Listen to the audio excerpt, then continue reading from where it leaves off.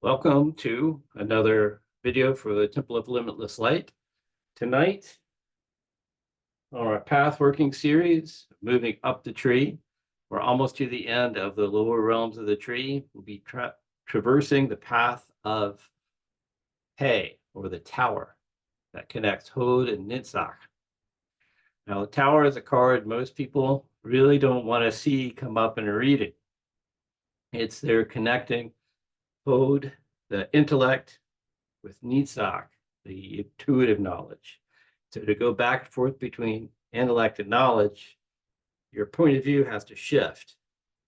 So you get this tower effect that is like, different points of view are going to be look at it intellectual, at it emotional, and also the Hebrew letter Peh, which means mouth. The letter kind of looks like a mouth with a tongue inside of it. So there's sort of attributes of both speech. The speech can sometimes invoke that sort of tower downfall, say the wrong thing, but also the giving and receiving of nutrition, how things move in and out. Did you want to say anything? So tonight, the tower. Now, as I say, a lot of negativity around this, but as magicians, we want to learn to master this energy and make it our ally, have it be so that we can be flexible, so we're no longer subject to the tower, but we can wield its energies for creation, for self-transformation. So we will follow the usual pattern. We will do a Qabbalistic cross to get everybody kind of in the mood and spiritual, grounded, and into our higher self. Then I will do a lesser banishing ritual of the pentagram to create a container, sacred space for the journey to take place in. And then I will open a simple gateway, a gate of transformation to the path of Peh. And then we will do a guided visualization from the Garden of Pomegranates by the Ciceros. This is a really nice, well-written guided visualization. And the Ciceros are basically the Golden Dawn lineage holders, I believe. And so there's a lot of legitimacy, tradition associated with this guided visualization. So why don't we get started?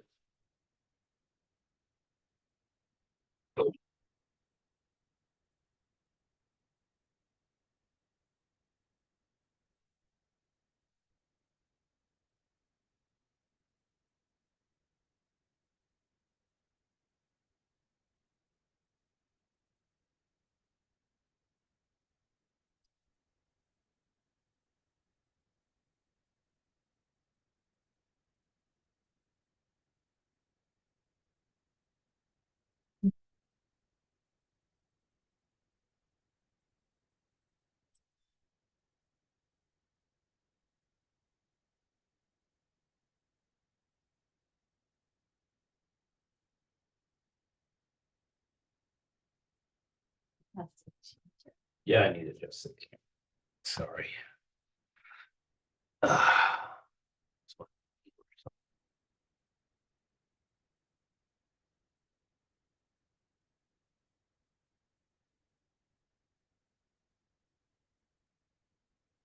Okay.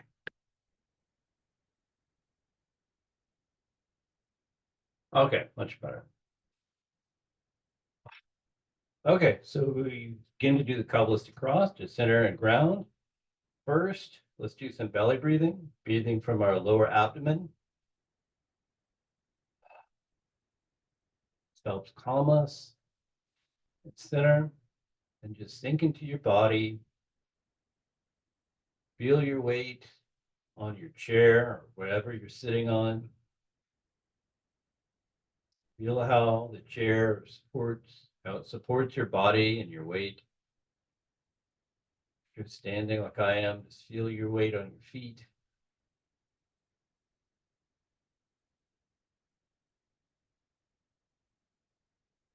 Nice deep breaths.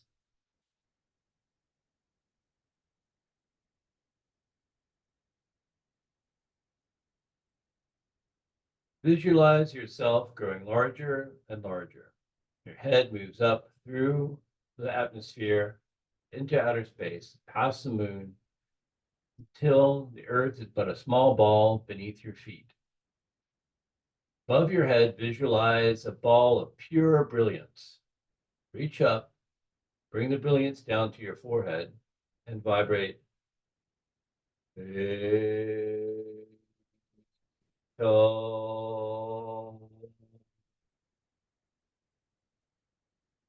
Light down to your heart center, where you can silently say the name of your guru, your higher self, or Adonai.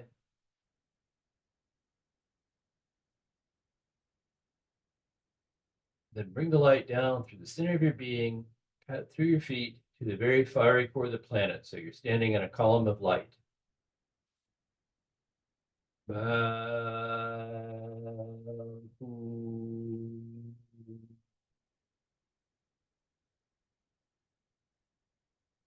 Bring the light up to your left shoulder.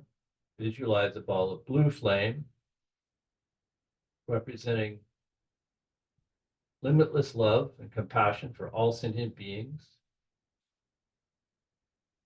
Bring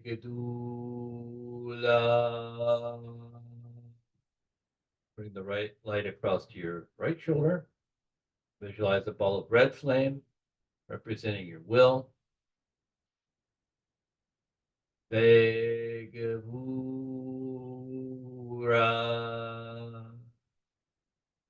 Across your arms. Leolam. Amen.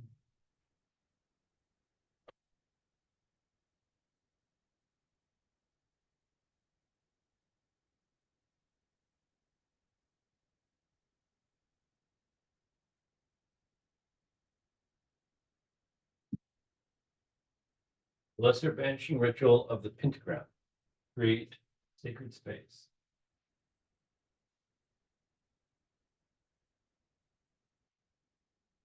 Yehovah.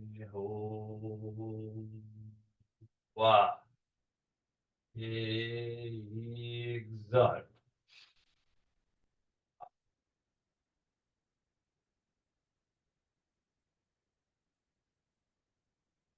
Adonai.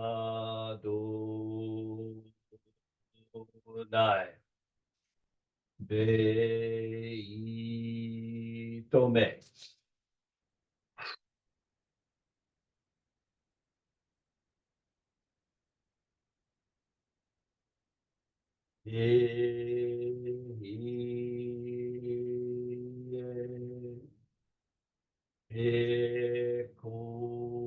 Ekomaya.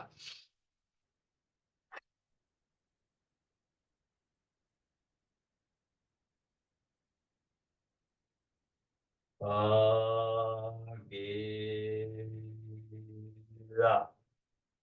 Nanteya.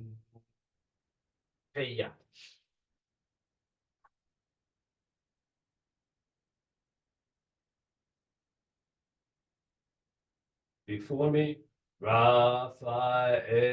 Behind me, Gabriel. My right hand, Mikael. My left hand, Uriel. For around us flame the pentagrams, and within us shines a six-rayed star.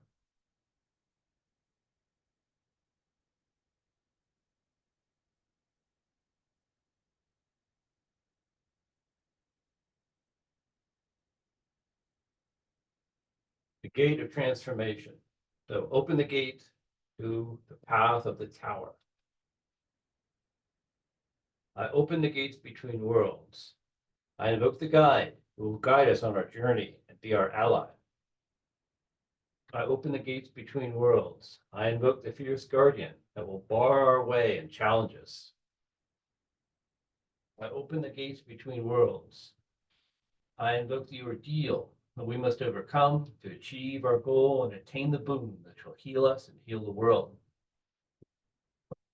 I open the gates between worlds. Uda sikle laqua anta doselque.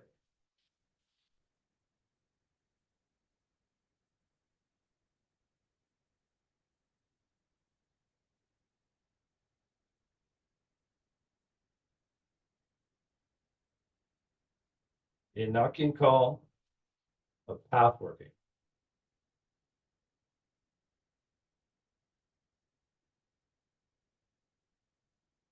Ol iado apuli ayon ut de agima helorem Uriduri Gonosuga Isabas hasta de Eozon de Yadon od Ilahalo Ramnikit od Dofananiel Liid Nanael de Homonym I Odo Efe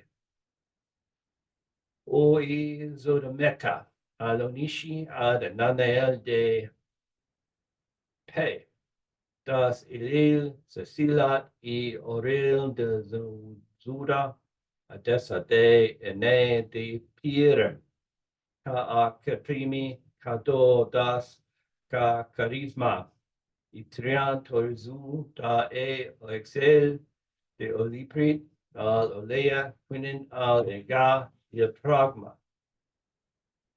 Ui Ganasuga das O Iumda Ete itran igelu mazoda ol el itrian uran sisalot o de efe dado maxi das ul izirdo el ka das cikle o da ganasuge isabas ak o gahalores adesa de o zorin de yadon do anal van Siam de Milkalzoda, Apule Eonot, Iodo, Odofe, Asigle de las Olin, Nemenfa Sabante, Gilasi Gozogan, Ronanasem, Hegeto, Gozimal, Exo Pitam, Surathem, Salathem, Besafa, Sapteris, Satim, Sani Hoho,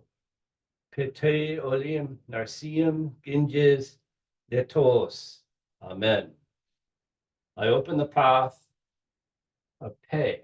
I open the 27th path, which is the active or exciting intelligence. It is so called because through it every existent being receives its spirit and motion.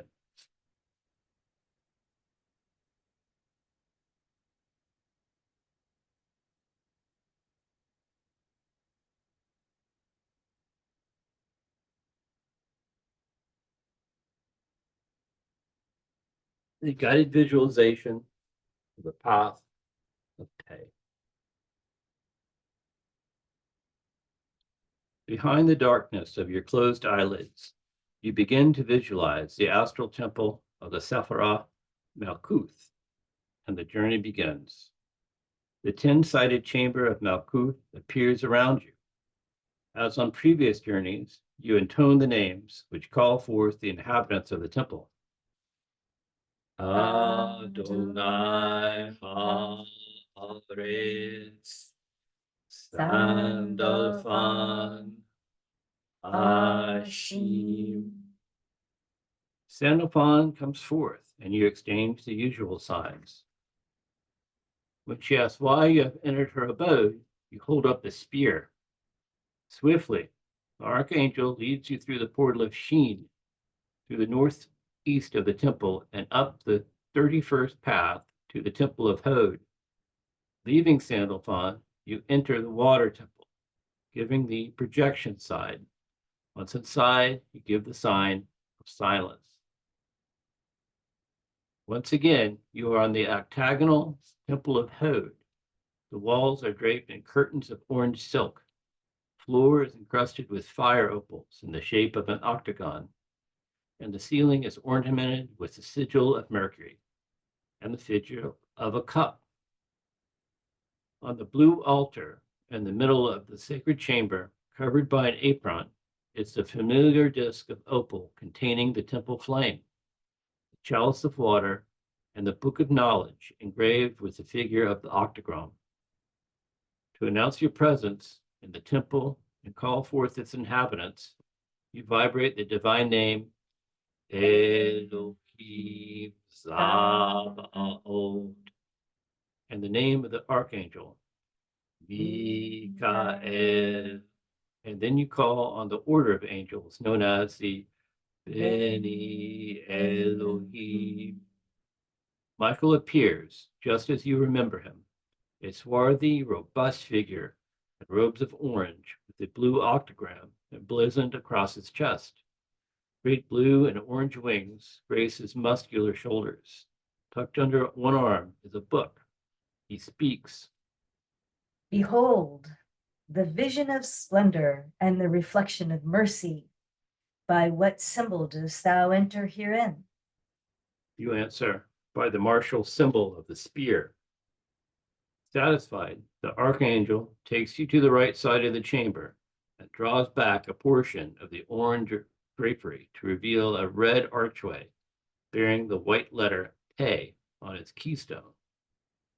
Within the arch is a veil with the turret image of the tower painted on it. Michael traces the symbol of Mars, and the veil fades into mist. In its place is a door carved from pure ruby. You hold up the spear and trace the letter P before the door, which dissolves.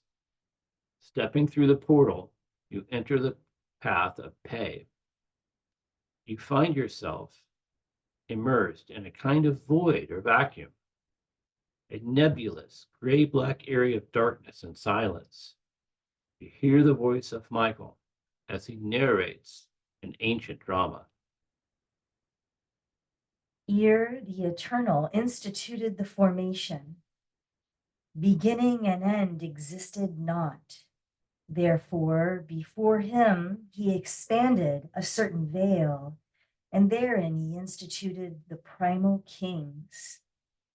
And these are the kings who reigned in Edom before there reigned a king over Israel. But they subsisted not when the earth was formless and void, tohu vavohu. Behold, this is the reign of Edom. And when the creation was established, lo, this is the reign of Israel. And the wars of titanic forces in the chaos of creation, lo, there were wars between them.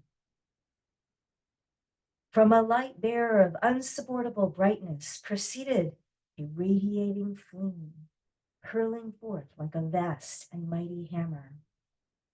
Those sparks which were the primal worlds, and these sparks flamed and scintillated a while, but being unbalanced, they were extinguished.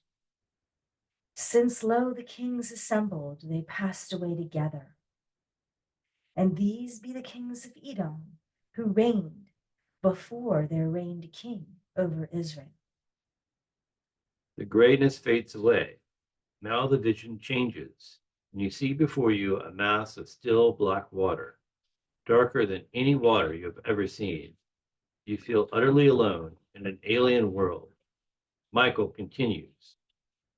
From humanity's oldest writings, the following legend is revealed.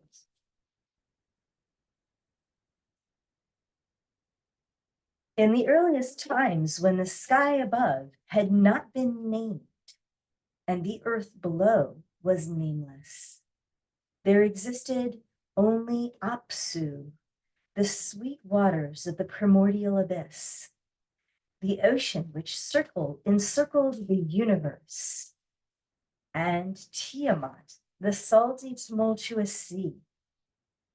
And then there was a stirring in the waters, and the waters mingled, and from their mingling came the first ones, Lamu and Lahamu, the essence of male and female, who gave birth to Anshar and Kisar, the masculine heavens and the feminine earth.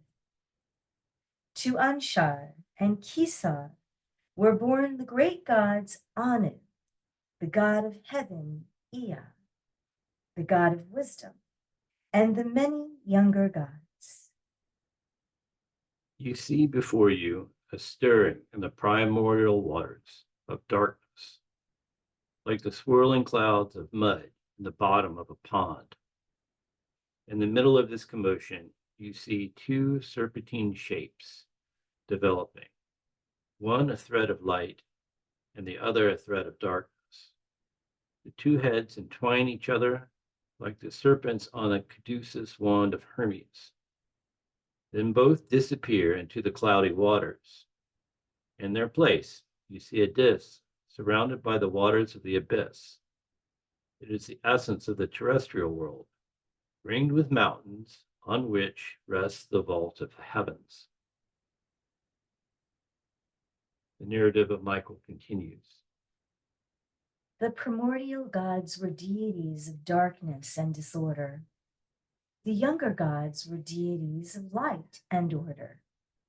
The ways of the younger gods were foreign to the older gods of chaos and silence. Apsu, the ancient one, declared that there would be no peace for him as long as the newcomers dwelt in the heavens. It's Goose, let Goose in.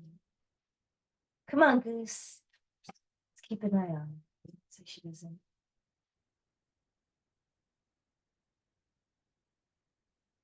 Apsu, the ancient one, declared that there would be no peace for him as long as the newcomers dwelt in the heavens, making noise with their thunder, their arguments, their laughter, and their lovemaking. His mate Tiamat, the water dragon of chaos, agreed and vowed to make war on the younger gods.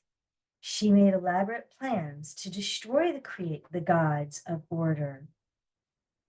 These were the wars of titanic forces in the chaos of creation. Lo, these are the wars between them. The cloudy water swirls violently, and the scene before you fades into darkness. You find yourself in a magnificent heavenly palace, high above the skies of earth. You are in the presence of the celestial deities of ancient Mesopotamia, 300 in all.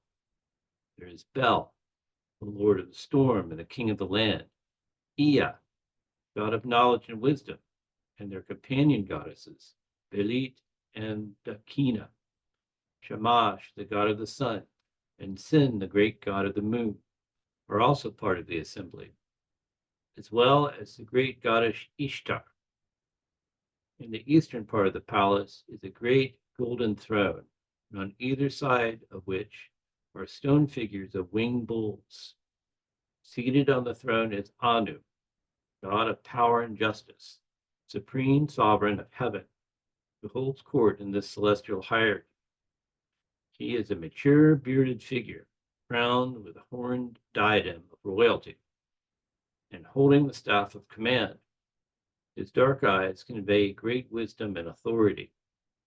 God arises, his hand for silence, and hush settles over the crowd. Anu speaks. Be silent, war is upon us, even now. Tiamat seeks revenge against us and plots our destruction. I would hear what my brother Ea, the wise, has to say. Ea, the god of wisdom, steps forward. He leans heavily on his crook as he relays the bad news to Anu and the assembly of gods. Long ago, I heard that Apsu planned to destroy us and return the heavens and earth to chaos and oblivion. To defeat him, I cast a potent and holy spell, a powerful invocation. I recited the words and sent them into the deep, into the realm of Apsu, and he fell into a deep, soundless sleep. Finding him thus, I went into the realm of Apsu, and I bound and slaughtered both he and his advisor. Having defeated our enemies, I established my dwelling upon the waters of Apsu, and I named my abode Apsu, and in the sacred chamber I found peace. Here is my wife, Damkina, and I dwell in splendor in the heart of Apsu, in the chamber of fates, in the abode of destinies. God was engendered, my son, who you know today as Marduk, wisest and most powerful of us all. I rejoiced at his birth and raised him to perfection. I endowed him with greatness. My son is the son of the heavens. But on the day that I killed Apsu, his mate, the dragon Tiamat, was enraged. She swore vengeance against all the younger gods. Tiamat gathered up a certain number of gods who rallied to her cause. From the waters of the great deep, she summoned forth the most fearsome monsters to form her army. They march at the side of Tiamat. Enraged, they plot without ceasing, night and day. They are set for combat, growling and raging. She has appointed her consort, Kingu, to lead her army. My father Anshar is distressed. He sent me to kill Kingu, just as I killed Apsu before him. But Tiamat protects her, commander, with a powerful magic spell. Cannot defeat him. We must elect a mighty champion who will vanquish our enemy.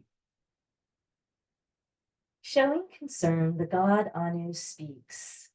Our father, Anshar, sent me to speak with the great dragon to assuage her anger and abate her wrath. But Tiamat cannot be reasoned with. I cannot defeat her. We must elect a mighty champion who will vanquish our enemy. He of the wise spoke up. Our father Anshur has chosen our avenger. I summon my son Marduk, mightiest of all. Marduk, who makes my heart swell with pride. Marduk, the most powerful of heroes, whose strength is outstanding, whose onslaught is past resisting. My son, who is the son of heavens, Marduk shall be our champion. The assembly of gods agreed. Marduk, they cry, Marduk will be our champion. The crowd parts as a tall and powerful figure strides forward to approach the throne. Clothed with the halo of 10 gods, Marduk addresses Anu. And when he opens his mouth to speak, fire issues from his lips. I will go and attain thy heart's desires. But if I am to vanquish Tiamat and save your lives, then set up the assembly. Proclaim my destiny to be supreme. Be glad and rejoice, for you shall soon tread upon the neck of Tiamat. The gods rejoice in their champion. Then Marduk is set on the throne of heaven. He is made sovereign over all the gods, even over Anu. They prepare a banquet in his honor and declare him king of the gods. They present Marduk with the royal vestments and weapons. They pray to him, who is the greatest of them all. O Lord, they cry, we have granted you kingship over the entire universe. Your weapons shall not fail. They shall smash our foes. O Lord, spare the lives of those who trust you, but pour out the lives of the God who seized evil. May the winds carry her blood to secret places. The banquet scene before you fades, and you find yourself in the center of a celestial battlefield, in the heavenly abyss of Apsu. From the deep waters of darkness and chaos, Tiamat's army pours forth to destroy the gods of light. Hideous monsters of all descriptions make up her dreadful horde. Gigantic, venomous serpents with poison for blood. Huge dragons who can roast their foes with a mere glance. Enormous savage dogs with shark-like teeth. Creatures which are part human, part scorpion, and countless other horrible beasts. They pour out of the abyss in a rage, berserk with bloodlust. Their combined screams culminate in a low, frenzied war that is absolutely alien to human ears. At their head is Kingu, the commander-in-chief, protected by Tiamat's magic and armed to the teeth with sharp weapons. The she-dragon herself is at his side, her scaly body still wet from the watery abyss and flames darting from her eyes and nostrils. Her awful roar is enough to terrify all but the bravest of the gods. From the abode of light, Marduk enters the battlefield in a flaming chariot. He is flanked by his father gods, the rulers of fate and destiny, and various deities of storm. Like a golden-winged cherub, the mighty king of the gods faces the evil host of darkness. A halo of fire illuminates his regal figure. Dressed for battle, he is beautiful and terrible to look at. Flashes of lightning brighten the path before him, and with every step, you hear a clap of thunder. Its passing produces hailstones the size of boulders. He carries in his right hand a great bow, and in his left hand a heavy mace. A quiver of arrows hangs at his sides. He advances on Tiamat, rebuking the she-dragon for her wickedness and challenging her to single combat. Rearing up on her hindquarters, the chaos dragon hurls a series of powerful magical spells at her adversary. A lesser god would have been incinerated, but Marduk does not even flinch. He casts a great net over Tiamat, trapping her. He stations the four winds around her in the east, west, north, and south, and then he throws an evil wind, a deadly hurricane, in her face.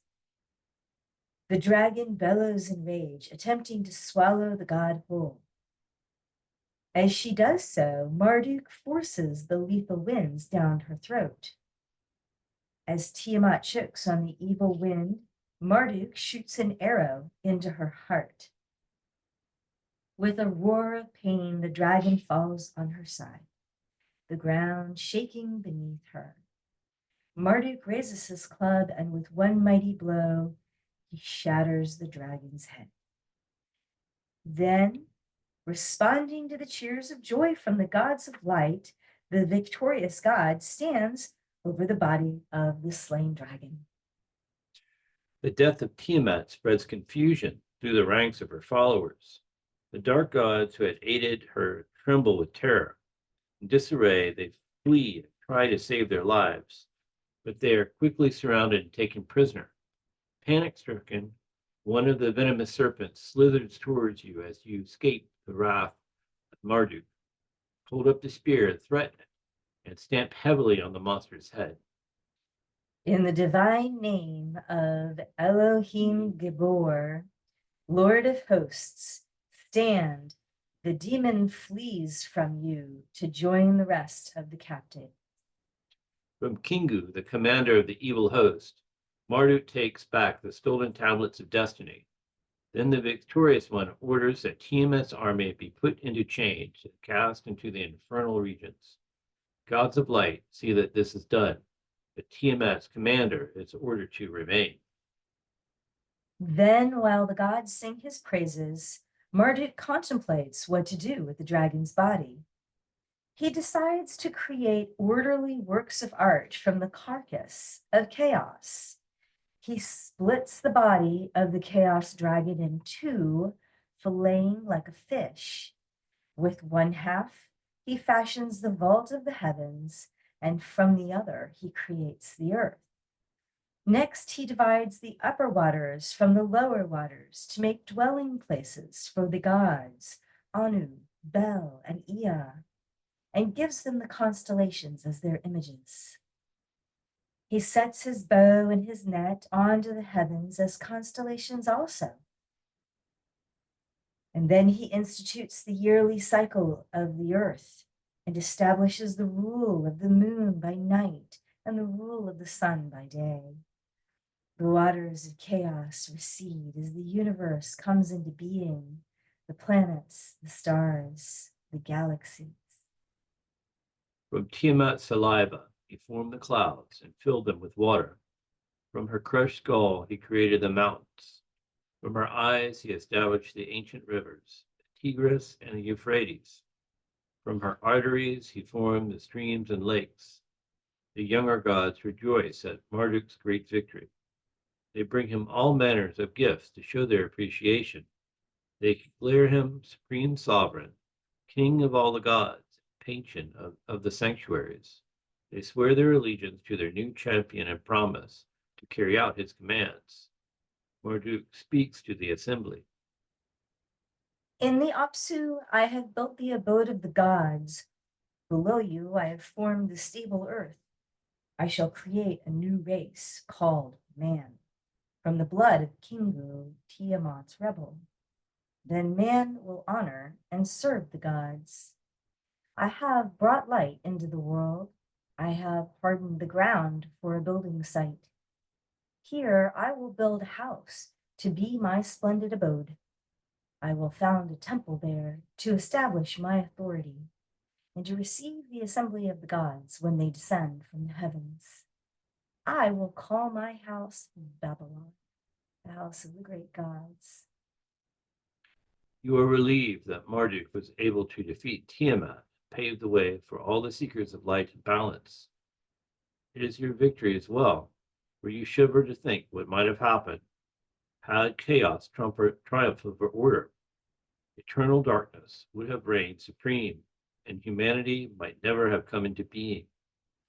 Your final image of Marduk is of a kingly figure, surrounded by a halo of golden light and an entourage of adoring gods.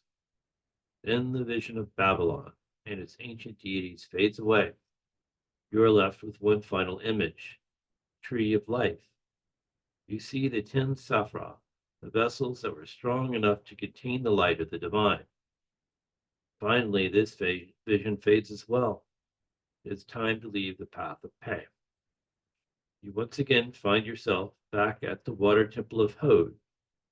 You are reluctant to leave this place of learning, but you know that what you have accomplished today will take time to fully comprehend. Thanking the Archangel Michael, you descend the path of Shin to the temple of Malkuth. Sandalphon quickly seals the portal of the 31st path behind you. She brings you a chalice of water, give you a long, cool drink from the fountain. The asham are quite noticeable in the temple after your journey of the path of Pei. They resemble yods of flame dancing above the altar. You enjoy their company for a while before leaving. Finally, you bid goodbye to the inhabitants of the temple and salute with the projection sign. Sandalphon gives a sign of silence. Meditation as I close. Sure. Meditate for a brief time and then we'll close.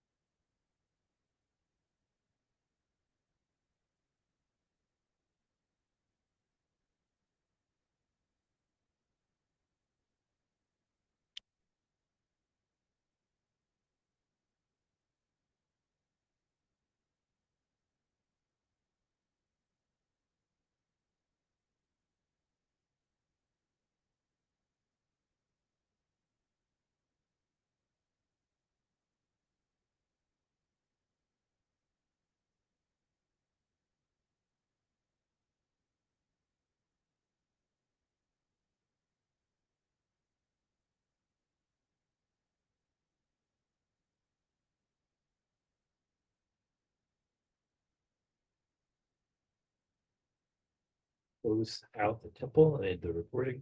Feel free to stay in meditation.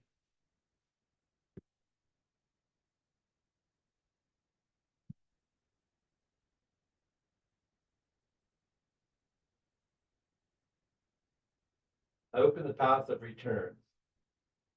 I summon the guide that will open the way back to the world of light. I summon the fierce guardian who will bar our way, force us to separate truth from fiction. I open the gates between worlds. I summon the ordeal. We must translate our revelations into something more universal. I open the gates between worlds. I open the gate transformation where we shall come forth by day.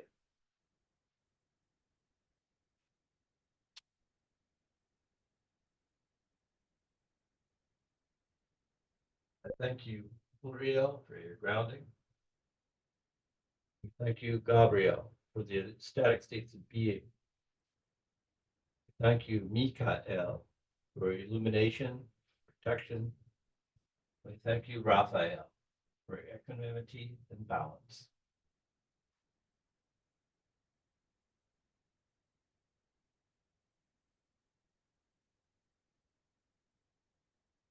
By this merit, may all beings know peace.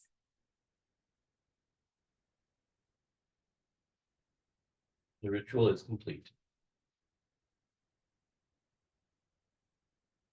Thank you for joining us. I'm going to close.